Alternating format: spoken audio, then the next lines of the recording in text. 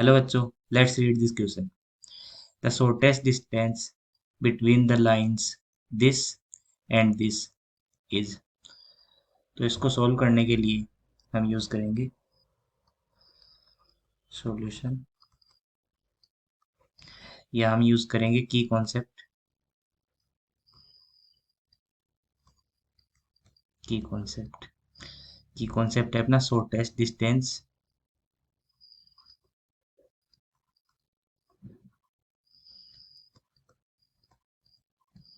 Between two skew lines,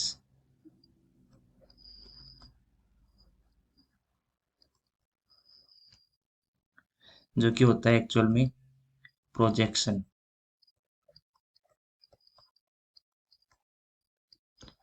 projection of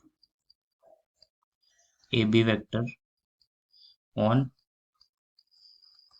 P cross Q vector. ये A B vector और P cross Q vector में ये जो point A है वो फर्स्ट लाइन का जो फिक्स पॉइंट है वो है। पॉइंट बी जो है वो सेकंड लाइन का जो फिक्स पॉइंट है वो बी है। पी वेक्टर फर्स्ट लाइन का डायरेक्शन वेक्टर है और क्यू वेक्टर सेकंड जो लाइन है उसका डायरेक्शन वेक्टर है। तो एक एक करके हम उसको देखते हैं। तो जो अपने पास फर्स्ट लाइन है उसको L1 बोल देते हैं और इसकी इक्वेशन अपने को गिवन है, जो कि कुछ इस तरह से x+2 divided by 1 is equal to Y. इसको इस तरह से लिख सकते हैं y-0 divided by -2 is equal to z-5 divided by 2। और ये मान लेते हैं कि इक्वल टू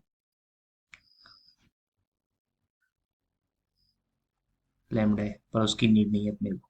तो यहाँ जो फिक्स्ड पॉइंट है अपना वो होगा -2, 0 एंड 5, जो कि लाइन की स्टैंडर्ड फॉर्म से अपने पता है कि ये जो लाइन है वो इस फिक्स्ड पॉइंट से पास करेगी, -2, 0 एंड 5। और जो इसका डायरेक्शन वेक्टर होगा जिसको पी वेक्टर से हम लिखते हैं, ये होगा आई कैप -2 जे कैप +2 के कैप। अब सेकेंड लाइन देखते हैं L2। सेकेंड लाइन में अपने को गिवन है x-4 divided by 1, x-4 divided by 1 is equal to y-1 divided by 2, y-1 divided by 2 is equal to z+3 divided by 0, z+3 divided by 0। तो इसका जो फिक्स पॉइंट है उसको पॉइंट बी बोल रहे हैं, जो कि होगा 4, 1 और -3। ये लाइन इस पॉइंट से पास करेगी। और इसका जो डायरेक्शन वेक्टर है इसको क्यू वेक्टर बोल रहे हैं। ये होगा आई कैप 1 आई कैप +2 जे कैप +0 के कैप। ठीक है। अब जो अपने को शॉर्टेस्ट डिस्टेंस के लिए जो प्रोजेक्शन चाहिए उसके लिए अपने को ए बी वेक्टर चाहिए होगा और P vector cross Q vector चाहिए होगा। तो सबसे पहले ए बी वेक्टर पता करते हैं। तो ए बी वेक्टर क्या होगा? किसी भी दो पॉइंट से पास करने वाला वेक्टर है वो कुछ इस तरह से लिखा जा सकता है, position vector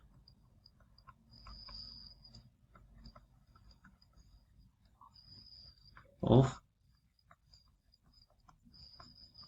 point B minus position vector of point A.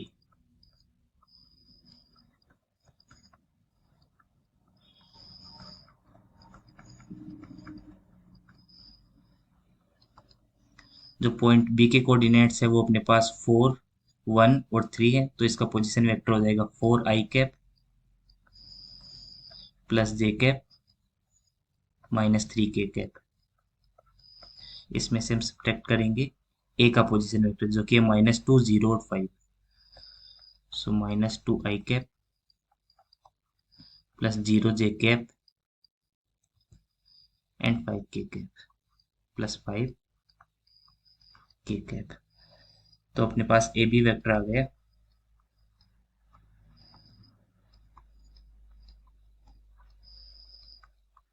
A B vector आ गया 4 माइनस माइनस प्लस हो जाएगा, तो ये हो जाएगा 6 i कैप। ये हो जाएगा 1, जीरो का तो कोई इम्पैक्ट पड़ेगा नहीं, प्लस j कैप -3 -5, ये हो जाएगा -8 k cap.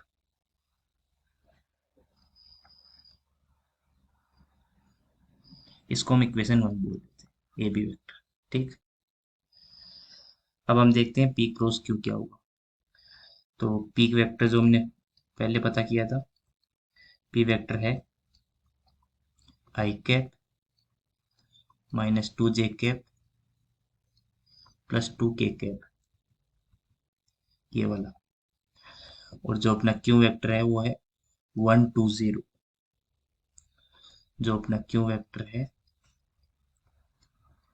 i cap 2 j cap +0 k cap. तो हम P vector cross Q vector find out करेंगे with the help of determinant. तो यहाँ पे हम लिखेंगे i cap j cap and k cap. यहाँ 1 -2 2 1 2 0।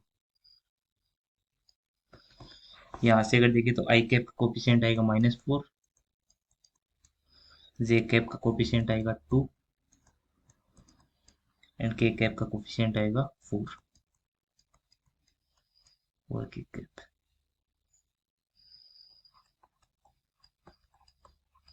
सो P vector cross Q vector आ गया अपने पास -4 i कैप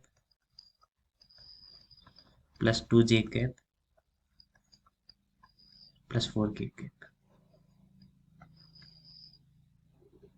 इसको हम बोल देते हैं इक्वेशन 2। अब जो हम शॉर्टेस्ट डिस्टेंस बता रहे थे कि जो दो स्क्यू लाइंस के बीच की शॉर्टेस्ट डिस्टेंस है, so the required distance is equal to projection. और प्रोजेक्शन के लिए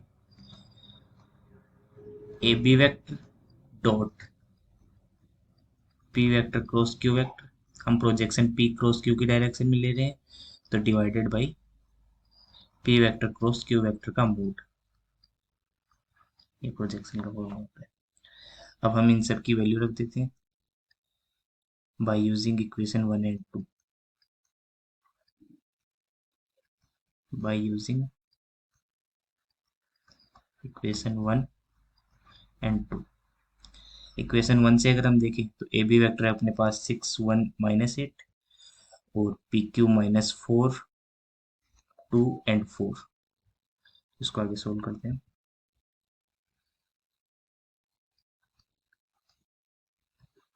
तो अपना डी हो जाएगा mod of A B vector 6 i cap +j cap -8 k cap dot P vector cross Q vector. ये है -4 i cap +2 j cap +4 k cap divided by इसी का मोड। तो मोड होगा √4 का स्क्वायर 16 +2 का स्क्वायर 4 एंड 4 का स्क्वायर अगेन 16। ये हो जाएगा 6 × 4 -24 देन +2 देन 8 × 4 -32 और डिवाइडेड बाई √32 + 4 36। तो ये होगा -54 और डिवाइडेड बाई 6। क्योंकि मोड है तो ये हो जाएगा माइनस, तो चला जाएगा 54 डिवाइडेड बाई 6 डिवाइड करेंगे तो 9। तो 9 अपना करेक्ट आंसर है। तो देखते हैं कौन सा ऑप्शन करेक्ट है। तो अपना बी ऑप्शन करेक्ट है। So correct answer is option B. I hope you understood it well. Thank you.